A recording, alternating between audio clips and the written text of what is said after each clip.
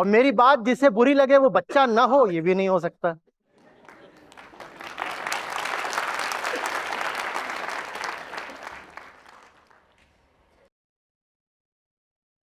समझ में आ रही बात?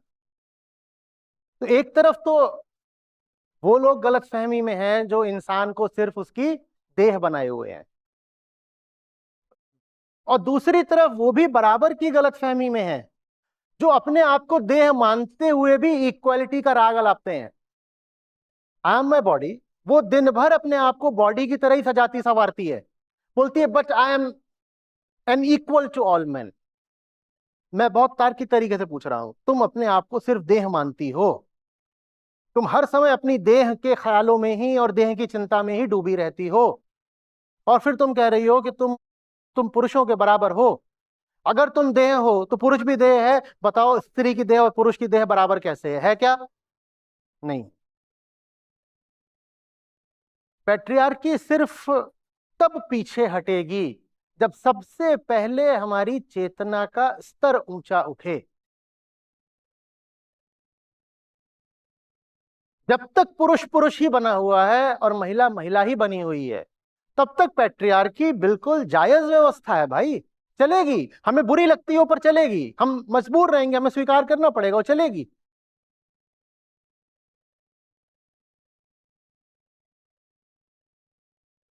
आप जा रहे हो बाहर, कहीं बाजार में जा रहे हो, पार्टियों में जा रहे हो, आप खुद इस तरीके से सज बज के जा रहे हो कि आपका स्त्रीत्व तो और उभर कर आए। पार्टी वाले कपड़े अलग होते हैं ना, और पार्टी वाले कपड़े सारे वही होते हैं ना जिसमें महिला और ज्यादा महिला हो जाती है।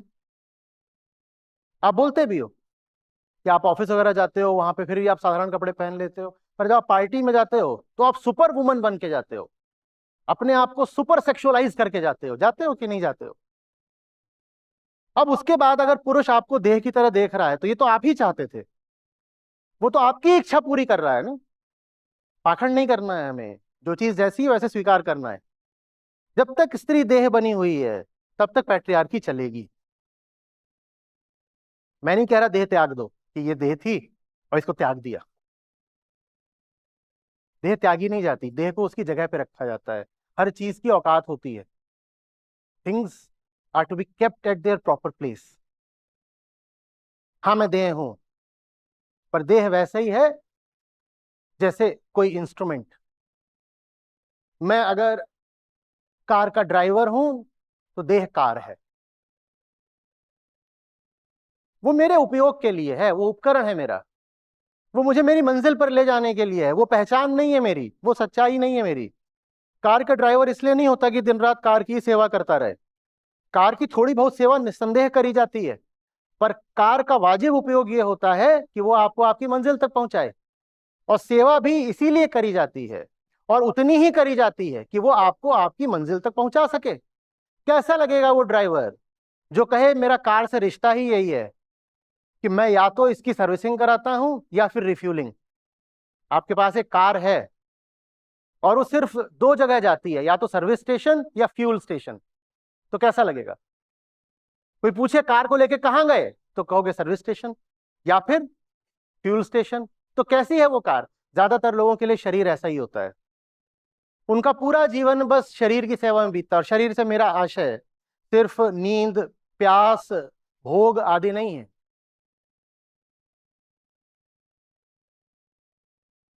भावनाएं भी शरीर है, विचारधाराएं भी शरीर है, जिसको आप बोलते हो माई फीलिंग्स, माई इमोशंस, वो सब भी तो शारीरिक एमिशंस ही है ना, इंटरनल एमिशंस।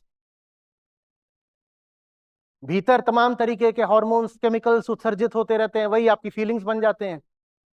जो लोग अपनी फीलिंग्स के पीछे बहुत चल रहे हैं वो भी बॉडी सेंटर्ड जीवन ही तो जी रहे हैं ना। जो कहते हैं मेरी भावनाएं, मेरे नाजुक कोमल जज्बात, डोंट हर्ट माई फीलिंग्स, ये सब बातें, वो भी तो पशु ही तो बने हुए हैं ना। पशु वो जो शरीर पर चले, भावनाएं भी तो शरीर से ही उठती हैं।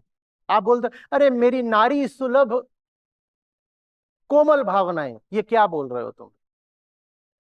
कोई आपसे बोल दे आपका जो नारी जैसा कोमल शरीर है, तो आप कहोगे भद्दी अश्लील बात कर रहा है।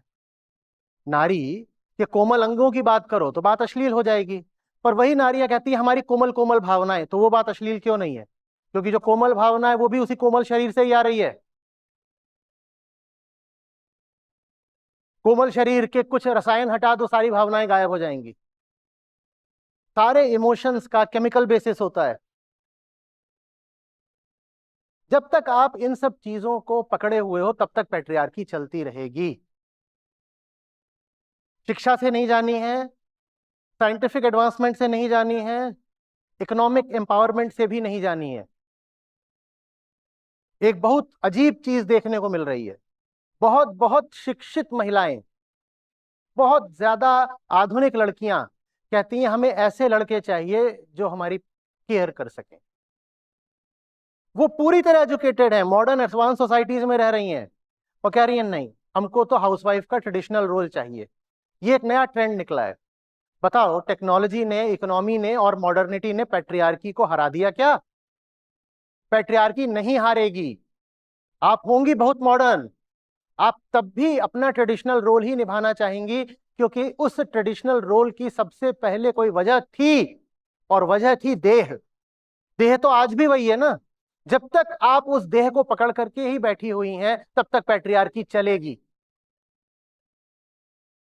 मुझे नहीं मालूम, अभी नाम नहीं याद आ रहा, शायद उदित ने दिखाया था, कौन सा है जो अमेरिका में वो पॉडकास्ट वगैरह करती हैं लड़कियां, और वो बार बार बताती हैं कि देखो मैं सब काम धंधा छोड़ के घर में बैठी हूँ, और मेरा मेरा बॉयफ्रेंड या पति शाम को घर वापस आता है, मैं उसकी सेवा करती हूँ। वो बाकायदा इस चीज का प्रचार कर रही हैं। हम कहेंगे ये तो भारत में होता है, ये अमेरिका में हो रहा है। जो आज की जनरेशन है, जिसको आप जेन जी या जेन अल्फा बोलोगे, वो उसकी लड़कियां ये काम कर रही हैं और बाकायदा डिस्प्ले कर रही हैं, प्रचार कर रही हैं इस बात का कि this is what we should do, this is what the female body and life is for. We exist to take care of the man. उसका काम है घर के बाहर का संभालना, और हमारा काम है जब वो घर पे आए तो उसकी सेवा करना, उसके बच्चे पालना। कौन है, क्या है? एंटी फेमिनिस्ट मूवमेंट के नाम से बहुत सारे लोग जिस तरह कंटेंट बनाते हैं। हाँ, ये एंटी फेमिनिस्ट मूवमेंट है, उसमें एक विशेष तुमने चैनल भी दिखाया था, तो ये चल रहा है। तो पैट्रियार्की कोई ऐसा नहीं है कि पुराने जमाने की पिछड़ी हुई बात है। वो ना पुराने जमाने की है ना पिछड़ी हुई है, वो इसकी बात है। इसकी माने देह की, जब तक देह रहेगी तब तक पैट्रियार्की चलेगी। देह रहेगी माने देह भाव रहेगा, चाहे पीएचडी कर रखी हो, चाहे वो हजारों डॉलर महीने की सैलरी कमाती हो सीधे यूएस में बैठ करके। अगर वो अपने आप को बॉडी मानती है तो वो पुरुष से वही रिश्ता रखना चाहेगी जो हजारों सालों तक जंगल में चलता रहा। आप पैट्रियार्की के खिलाफ हो, पर आपको एक ऐसी फिल्म अच्छी लगती है जिसमें दो पुरुष एक महिला के लिए लड़ रहे हैं, ठीक है? हॉलीवुड में भी बनती हैं, भारत में भी बनती हैं, और ये बहुत कॉमन थीम है। आमतौर पे थीम ये नहीं होती है कि दो महिलाएं एक पुरुष के लिए लड़ रही हैं। आमतौर पे थीम यही होती है कि दो पुरुष या 20 पुरुष एक महिला के लिए लड़ गए, ठीक? यही होती है ना। आपको ये फिल्म बहुत अच्छी लगी, लेकिन आप अपने आप को एक मॉडर्न प्रोग्रेसिव गर्ल बोलते हो।